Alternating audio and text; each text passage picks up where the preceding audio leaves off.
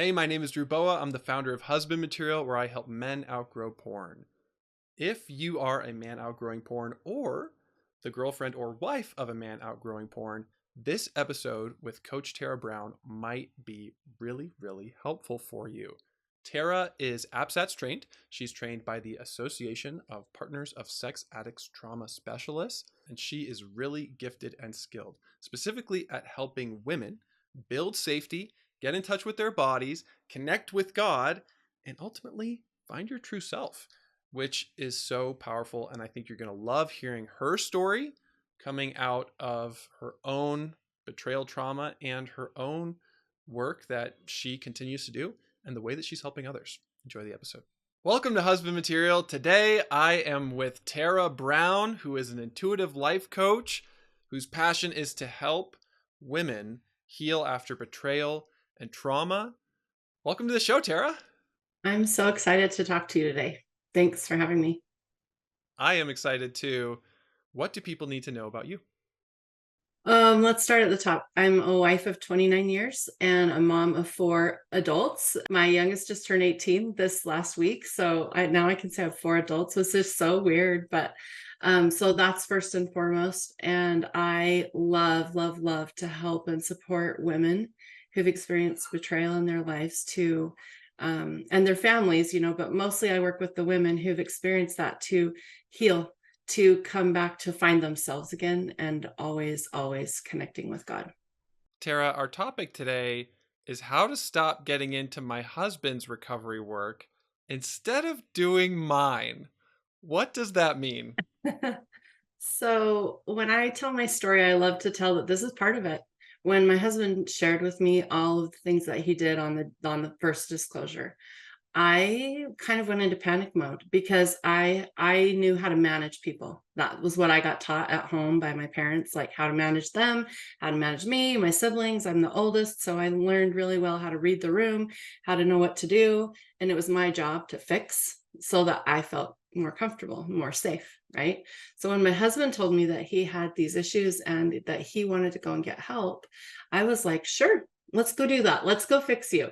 And then we found these retreats and he said, "Okay, I think I want to go to this retreat, but there's one for wives if you want to go." And I was like, "Yes, I want to go because I want to learn how to fix you." I didn't even know at the time. I didn't know about my management. I didn't know anything about myself, honestly. I didn't know how to feel my emotions. I didn't know what they were trying to tell me. I didn't really know me. I'd spent so many years of my life managing all the people around me that it was an easy thing for me to just say, "Oh yeah, let's go do that and I'll learn how to fix you and then everything will be good again for me." And I think that includes a lot of things, and I did a lot of them. Putting books on his nightstand, sending him articles and podcasts that I thought he should listen to, all of the things that I just was trying really hard to manage him and his recovery because I thought if he was better, then I would be better. And I learned really fast that that wasn't part of my work, that my work was really to manage me, to learn what I'm about, to learn what makes me feel happy and healthy. And when I'm that way, then we come together as a better, stronger couple. Yeah. In the past, unfortunately, in this field of porn and sex addiction, Yeah. there has been the idea of co addiction and that partners are somehow at least partially to blame for their husband's behavior.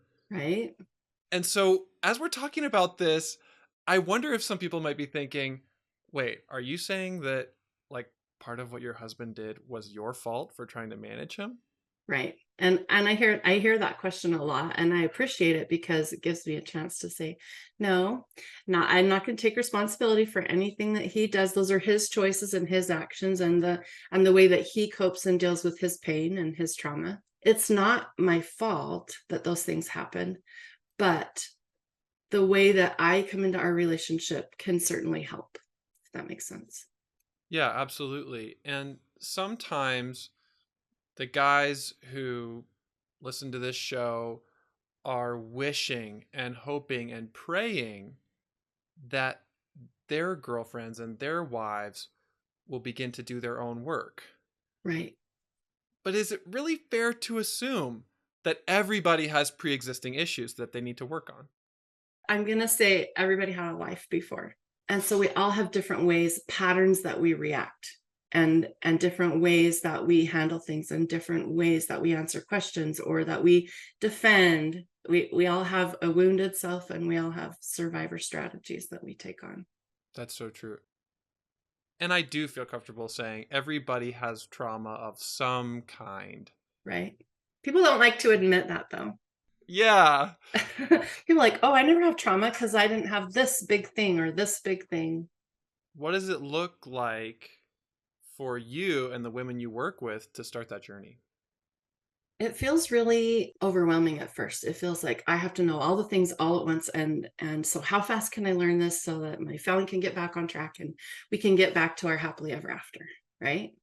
And then usually it turns into hypervigilance, which is what I like to call detective mode, Mm. where I'm going to go and find all the evidence that he's not, that he is looking at porn, or that he's not, where he says he's going to be. And I'm going to find all of the reasons why he's slipping. And I'm going to find out. And well, I know we do that to make ourselves feel safe too. Because if I know what it is, then I know what I'm facing. But we make up stories about the things that we find, and we don't know what we're looking at, and we assume the worst in all of the cases when we're traumatized, right? Right. And so that's a very natural and normal reaction. Totally. Which is why when we start talking about boundaries with yourself around what you're going to go looking for and what you're going to do when you feel overwhelmed. So when I'm in overwhelm, what I do is take a deep breath and call a friend. I don't go searching the internet for all of the places he's been in the last 24 hours. Hmm. Yeah. On your first retreat that you attended, Mhm. what did you realize about yourself? Yeah. So I went there. I totally went there. In fact, one of the first questions they said is, why are you here? And I literally said, to fix my husband. To find out what I need to know so that I can make my family stronger, because I'm going to make it that way, right? To know what I need to know to help him. And at the end of 3 days, they asked again, why did you really come? And I said, oh, I found myself here. I found my emotions. I figured out what they feel like in my body and what are my next steps. And it was such a beautiful experience. I know it's why I'm so passionate about inviting other people to do it. And that's why I am extremely encouraged to hear about your retreats, La Loba, the woman who knows. Mhm. When you are now leading retreats, what happens for the women who come? Yeah. So we actually got back last week from a retreat, and I swear, I don't know, probably 500 messages on our WhatsApp group since then of women just like, I can't believe I had this really hard conversation with my husband and it was so connecting and I feel so much closer to him now.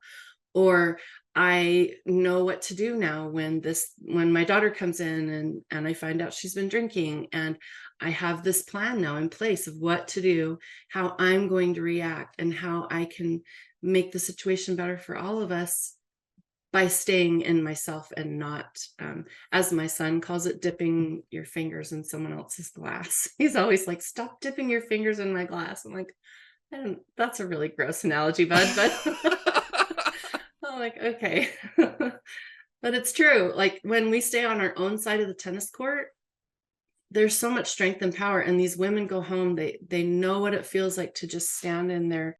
We like to call it on your sacred ground.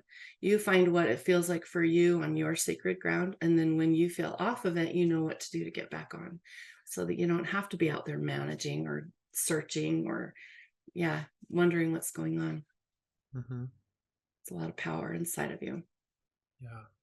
You talk about 4 areas of healing. What are those? I call them PEMS, so physical, emotional, mental, and spiritual. And I think that we have to heal on all 4 of those levels in order to truly heal. Because most of the time we go to the doctor and we heal physically, or we go to the therapist and we get our mind and our stories straight, and we heal mentally, right? Or we do something else, or we just get to our knees and we pray. And most often that's the biggest one, right? We just fall to our knees, we go to church and we just get right with God, and we think, I'm trying so hard. What is up? Why do I still feel not balanced? So I like to say these 4 levels are like 4 legs of a chair. And when I overbuild one, it's super strong and there's nothing wrong with that. But then the other 3 are like dry spaghetti noodles. And so I have 1 fence post and 3 spaghetti noodles, and I'm not going to feel balanced in my chair. And so I think we get to pay attention to each one of those areas so that we feel more balanced, more whole.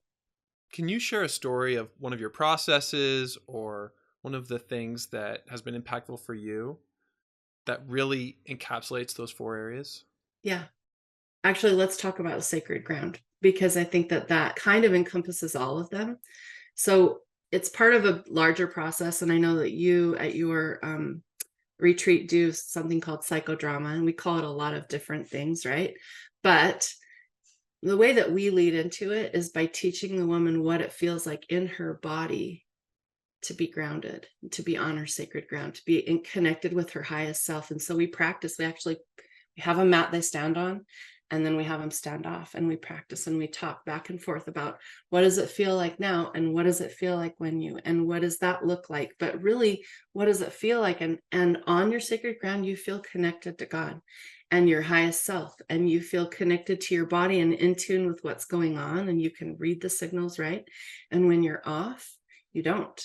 You feel panicked and overwhelmed. You feel disconnected from God, or even want to hide, right? Like a lot of times we're like, oh, never mind. He won't even care. And I'm so far down the roll now that I'm going to just hide from him. So we disconnect ourselves oftentimes. I don't think that he leaves us. I think we definitely shut the door and say, no, don't need you right now.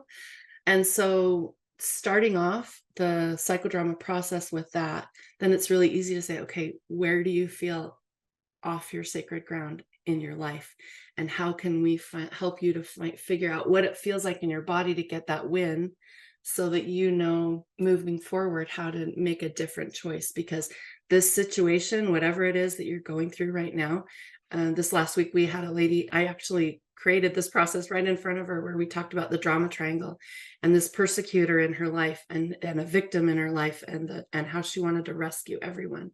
And we worked through it to the point where she knew what it felt like to stand outside and let them figure their stuff out. And the feeling in your body is so different. And so many women this last week have said, I remembered what that felt like. And I just stood still and listened to what God had to say to me. And I did something different. Mm. Yeah. It sounds like much of your journey is coming into connection with yourself. Yeah. With your body, honestly. And I think that the guys who listen to this podcast will understand, but I grew up in a home where my mom, and I love her to death, but she grew up with an addict father. So she knew that pattern very well. She taught me very well how to numb, avoid, deny. And my drug of choice isn't pornography, but I have plenty of vices, plenty of ways to avoid, right? Plenty of unhealthy ways to not look at. So I was so disconnected from what was going on inside of me, because I just spent my whole life numbing. That is the biggest key to me, is figuring out, because it's something I like to say, we're spiritual beings having a physical experience. And so if our bodies are that important that we actually need them as part of our existence, let's use them to figure out what's going on. Instead of avoiding or running away from and numbing, let me figure out how I can use my body to figure out if this is a good idea for me or not, if Yeah. this is a good conversation to have or not. So you're able to access your body, your mind, your emotions, and God. Yeah. Yeah. And so we go back to that. Like, then all 4 layers of my chair, all 4 legs of my chair feel solid. I trust myself, which is truly where it comes back to. When I trust myself, I know how to move forward. And I can trust myself in relationship to my spouse because I already trust me, and I'm not leaning on him to create that trust for me. Doesn't mean he doesn't need to do things that are trustworthy, right? I'm not saying that. I'm like, oh, you can do whatever you want because I trust me. Actually, a lot of times what happens is because I trust me and because you're not showing up, there seems to be even more of a division, right? Because I don't feel safe. I'm sure we have some guys listening right now who are thinking, my wife needs this. She is getting into my recovery work. She's dipping her finger in my water. She's not standing on her sacred ground. How would you respond? Um, here's the thing. I'm going to tell you how it happened for me, if that's okay. So my husband's the one who came to me and told me what he was experiencing, about his addiction, about his acting out, about what he was looking at. And then he found a therapist for himself. And then he found a group and he said, I want to go to this couples counseling. I would love for you to come with me. And he invited me into doing my own work, but into doing work with him, alongside of him. And that's the best way to do that. I tell people that all the time, is to invite them. Don't tell them you have to do this or we're over, right? None of that have to is going to work. The best way to do it is to say, I really care about you. I want this to work. I want to figure this out. Come with me and let's figure it out together. Let's be on this journey together. Let's stop doing this parallel thing, even if it's, far, far away. Let's reach hands across the abyss and figure out how to work together instead of fighting each other through the mess. And that's what got you into this. Exactly. Yeah. Tera, recently I've been hearing some guys say that they feel really confused and discouraged at the way their wives are speaking with them or just how closed off they seem. And when I hear those stories, I wonder how much of that is the trauma that these men have caused. Right. And also, like, how much of that is something that men can let go of or maybe have to set their own boundaries about. Yeah, I actually agree. I'll say this. A lot of times when we're hurting, we use anger. It's called a cover emotion for a reason. It hides a lot of things underneath. So even though anger isn't truly socially acceptable, it's more socially acceptable than some of the things that lay underneath it, which include disappointment and confusion and hurt and, just overwhelm and all of the things, but they come out as anger. Yeah. Hurt people hurt people. Yes. And it's really easy to lash out, especially because you're the one who made me hurt. So, of course, it makes sense to me in my wounded brain that I'm going to want you to hurt too, because oftentimes what happens is husbands tell their wives what's been going on and they spill their guts and they like leave everything raw and open in the middle. And then they start to feel better because they don't have to hold that in anymore. They don't have to spend all their energy holding it in. Right. And so it feels like a relief. Oh my gosh, now she knows. Now I don't have to hide this from her anymore. And so, but that is confusing, because why in the heck are you feeling relieved? And now I'm a puddle on the floor. And that's why I think a lot of times it takes mediation and it takes like work for both of you to figure out how you're feeling and how to move forward in the relationship, if that's what you want to do. Tera, what is one powerful story of your healing? I think that for me, finding myself has been a journey of 13 years, and I love to say I'm not totally fixed. I'm not a perfect, I love to say I wake up every morning and I think, well, not perfect yet, still here. But the fact that I know what boundaries are at this point, that I'm so passionate about helping other people figure out, because I thought boundaries meant you can't do that and you have to do this and you need to be home at 5 and I need you to do this and show up in this way and that's how you're going to love me. And now I know that a boundary is what I do when something happens.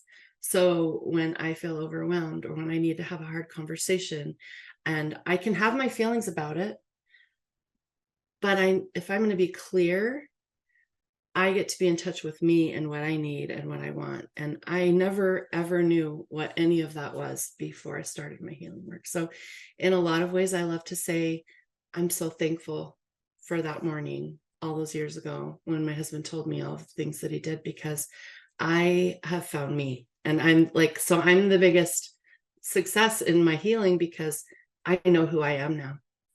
It's amazing. Praise God. Yeah.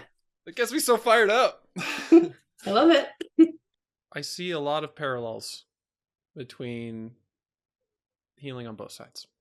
Yes, because it's healing, right? Yeah. You talked about how your husband invited you to this work. How can men support our partners to do their own work? Okay, so one thing that my husband actually did was made an appointment with my therapist. And he asked that question. And he said, I'm not, here to process me at all, but I want to know what I can do to help her on her healing path. And I thought that was like, it actually made me feel so good that he cared about me enough to ask what he could do to help me, because he was working so hard on himself and doing so many things. And there were honestly lots of nights where I was home alone because he was going to group, or he was going to therapy, or he was at a meeting. And we needed that stability and that security, right? I needed him to do his work and he needed to do it too. But the fact that he took time out of that in the messy middle to go and ask what kinds of things would help me was really, really affirming to me and my pain and my healing. I hear you saying that probably the best thing we could do is actually ask, Right? right? Instead of assuming that we know.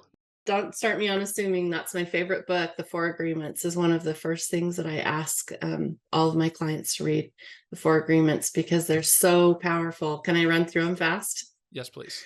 Okay. Be impeccable with your word, because your word is so powerful. You use it to create every day your mood, the things you want. Like, we can manifest things with our word.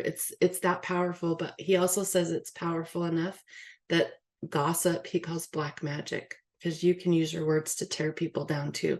So you have to be careful how you say things and what you say. The next one is don't take anything personally. So, oh my gosh, I used to hate it when I would say, well, this and this, and my husband would say, it's not all about you. And I'd be like, what? It affects me. It's 100% affects me. But he was right. It wasn't about me. It was about him and what he was doing. But did it affect me? Absolutely. But when I take it personally, I make it about me. And then in my case, for sure, it's my job to fix. And then I take over his work again, right? And the third one is don't make assumptions. And assumptions is because if I assume what I think you're saying, if I assume that I know why you said it, if I assume that I know where you're going, I don't have to ask any questions. We don't have to have a conversation because I made it up all in my head. And my brain believes my voice more than anything else because it makes sense to me. It's logical because I made it up. So conversation is gone if I'm assuming, right? And then the last one is always do your best. And I love to say, your best looks different every day. The first 9 months after my husband told me everything, I watched the OC and I ate every ounce of chocolate I could find. I laid in my bed for 9 or 10 hours a day. That was the best I had. I literally remember looking at the clock and thinking, he'll be home soon. I better have a shower and just get my butt in gear so that these kids have something to eat. Like, I was at the bottom, but my best looks different now. And some days I need a nap and that's okay. And some days I can just go strong for all the time, but your best looks different every day. And when you judge your today's best against yesterday's best, you're just taking away from yourself. So I love the Four Agreements. Yeah. When you say anything about assuming, that's where I go. It's a book by Don Miguel Ruiz. It's a must read. Good to know. I'll put the link for that in the show notes. Perfect. How can the Loba help? Mm-hmm. I love to say the weekend is like getting 6 months of therapy at once in a weekend. And this next time will be our 10th time of running the weekend. But it's magical, and it will open you up to you and your healing, which is really all we can ask anybody for. But there's so much power in that for you, because you leave not really on a high, but you leave like so connected to you that you can't deny what your work is. Mm-hmm. That's so phenomenal. And you also have a support process for people after the weekend, right? Yeah, so we have a group that meets weekly after that. And I also run other classes, and I have one called Braving Betrayal. So we have a bunch of different options for women to get into their stuff and to really like face the betrayal instead of just, oftentimes women just want to work around it. They don't want to really look at it. They just want to skirt around it because it's painful to look at. But the best way through is to say it and to feel it and to learn what you want to do after that. Awesome. Tera, what's your favorite thing about healing? I love to watch when the light bulb goes on and people like just feel complete inside themselves. And it's just like, it lights me up like nothing else. I come home from retreats like completely exhausted and completely on cloud 12, right? Like I can't deny that it fills me up and it connects me to God even more every time because I'm in awe of how he does his work. I love even seeing the change on someone's face or their posture or being more confident in their voice or right, being able to own my feelings, being able to respond instead of react, and realizing I'm more broken and beautiful than I imagined. exactly. Yeah, we actually started taking before pictures, like when people show, like when they come on Friday, we take a picture of them and then we have pictures at the end on Sunday during our celebration and movement and connection with God moment, and it's amazing to see the difference. And I swear some ladies leave 2 inches taller and some leave, like it feels like they lost 50 pounds and they like leave the weight of the world in the fire and just go home and love their families. Amazing. And guys, you can find all of the information about Coach Tera and La Loba retreats in the show notes for this episode. Tera, thank you so much for sharing your story and this wisdom. Thanks, Drew. It's fun. It really is.